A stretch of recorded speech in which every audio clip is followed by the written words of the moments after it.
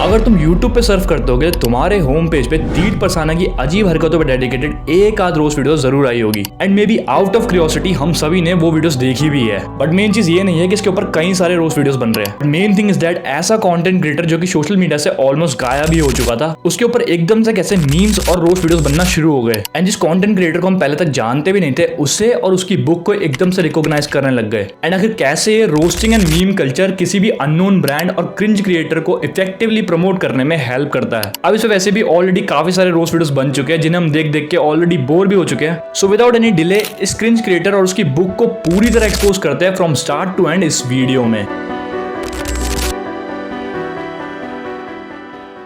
तीर्थ परसाना जो कि कुछ साल पहले तक नॉर्मल था एंड फॉरेन क्रिएटर से इंस्पायर होके कॉमेडी एंड रिलेटेबल वीडियोस बनाता था एंड एक टाइम पे इसकी एक रील भी काफी वायरल होती है जिसमें इसने मिर्जापुर के कैरेक्टर मुन्ना भैया का एक डायलॉग यूज किया था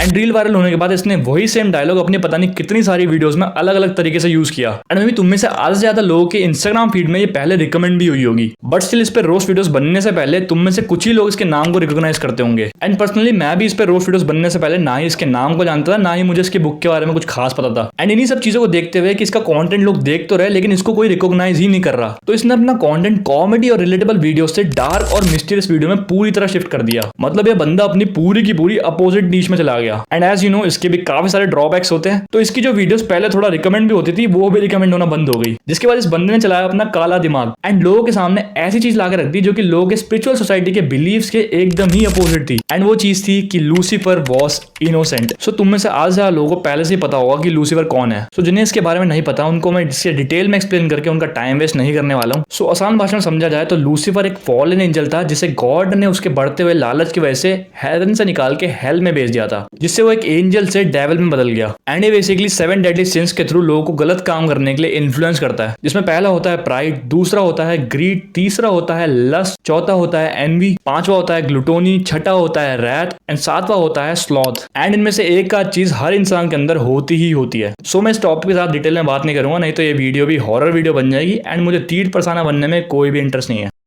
सो इन्हीं सब चीजों के अपोजिट इसने अपनी वीडियो में ये दिखाना शुरू कर दिया कि ये डिमोनिक एंटिटी इनोसेंट थी एंड इसने रिपीटेडली अपनी बुक के अजीब टाइटल को वीडियोस में लगातार यूज करके लोगों के दिमाग में क्यूरियोसिटी पैदा करना शुरू कर दिया एंड यहीं से शुरू होता है इसकी मार्केटिंग स्ट्रेटेजीज का पार्ट जिसे इसने यूज किया अपनी बुक की हाइप क्रिएट करने के लिए। एज यू नो आजकल सोशल मीडिया पे किसी भी चीज की हाइप बनाना कोई मुश्किल बात नहीं है, क्योंकि आज के डेट में सबके लिए इंटरनेट बहुत ज्यादा इजीली एक्सेसिबल हो चुका है। सो पीआर मार्केटिंग के थ्रू कुछ स्ट्रेटेजिकल मेथड्स को यूज करके किसी भी चीज की आसानी से हाइप बनाई जा सकती है, जिसका इसने अच्छे से यूज करा अपनी बुक को प्रमोट करने के लिए। इन सब में सबसे पहली चीज जो कि तुमने नोटिस करी होगी वो था इसकी बुक का नाम, जो कि लोगों के बिलीव्स के एकदम ही अपोजिट था एंड साथ ही साथ इसने अपने आप को मिस्टीरियस एंड ओपन माइंडेड दिखाने के लिए अपनी पर्सनैलिटी एंड बात करने के तरीके तक को चेंज कर दिया। तीर्थ परसाना एक्चुअली में कौन है?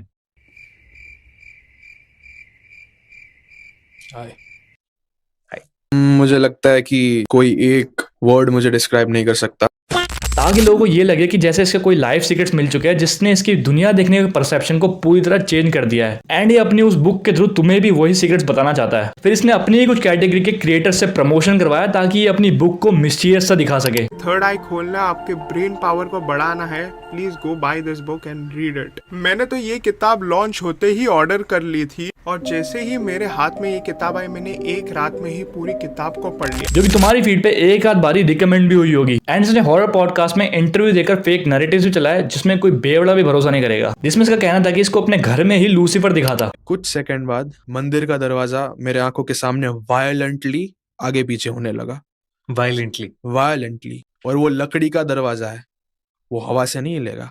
एंड फ्री मैसन जो कि एक सीक्रेट सोसाइटी है उसने इसे इनवाइट करा था in front of the world. You visited that office. I visited that office और मुझे सब कुछ सरियल लग रहा था। साथ ही साथ इसके अकॉर्डिंग इसे ये भी पता है कि ये दुनिया कैसे खत्म होगी एंड जब कोई बंदा ऐसी हरकतें और ऐसी बातें करेगा तो हर कोई रोस्टर इसे कंटेंट की तरह ही देखेगा एंड अनफॉर्चुनेटली हुआ भी यही। सबसे पहले क्रेजी डीप ने इसे अपने छोटे से सेगमेंट में रोस्ट किया जो कि लोगों को अच्छा भी लगा एंड आउट ऑफ क्यूरियोसिटी इस पे पूरा का पूरा डेडिकेटेड रोस्ट देखने के लिए लोगों ने यूट्यूब के सर्च इंजन में तीर्थ परसाना रोस्ट के नाम से कीवर्ड हाई वॉल्यूम में सर्च करना शुरू कर दिया। इसे देखते हुए बाकी बड़े यूट्यूबर यूट्यूबर्स ने भी एक के बाद एक रोस्ट वीडियोस बनाना शुरू कर दिया। एंड जब इनकी वीडियोस में काफी बढ़िया व्यूज आए तो इसे देखते हुए बाकी छोटे यूट्यूबर्स ने व्यूज गेन करने के लिए इसके ऊपर रोस्ट वीडियोस बनाना शुरू कर दिया, जो ये पहले से चाहता था। इसलिए इसने बड़े यूट्यूबर्स को रिप्लाई भी दिया ताकि उनकी वीडियोस में इसको ज्यादा स्क्रीन टाइम मिले एंड अल्टीमेटली इसकी रोस्ट वीडियोस के थ्रू इनडायरेक्टली मार्केटिंग हो जाए। क्योंकि अगर तुम नोटिस करोगे, तुम जिस बंदे को पहले जानते तक नहीं थे, आज तुम उसे एंड उसकी बुक का नाम दोनों को जानते हो। एंड आउट ऑफ क्यूरियोसिटी कुछ लोगों ने तो इसकी बुक भी खरीद ली होगी, ये जानने के लिए इसकी बुक के अंदर आखिर ऐसा है क्या, और यहीं इसकी मार्केटिंग सक्सेसफुल हो जाती है। क्योंकि आज के एरा में किसी भी चीज को तेजी से प्रमोट करने के लिए इसी तरह की मार्केटिंग यूज करी जाती है। मतलब सोशल मीडिया पे पीआर मार्केटिंग के थ्रू किसी भी चीज को इतना ज्यादा दिखाना कि उसका इनडायरेक्टली अपने आप ही मार्केटिंग हो जाए। जैसे एग्जांपल के तौर पे तुम हाई बॉक्स जैसे ऐप को ले सकते हो। इसे प्रमोट करने के लिए काफी सारे बड़े बड़े यूट्यूबर्स ने इस पे डेडिकेटेड वीडियोस बनाई and out of curiosity in videos पे भरोसा करके जिन लोगों ने इस ऐप पे इन्वेस्ट करा उनका पूरी तरह नुकसान हो गया। सो अब आते हैं इसकी बुक रियलिटी पे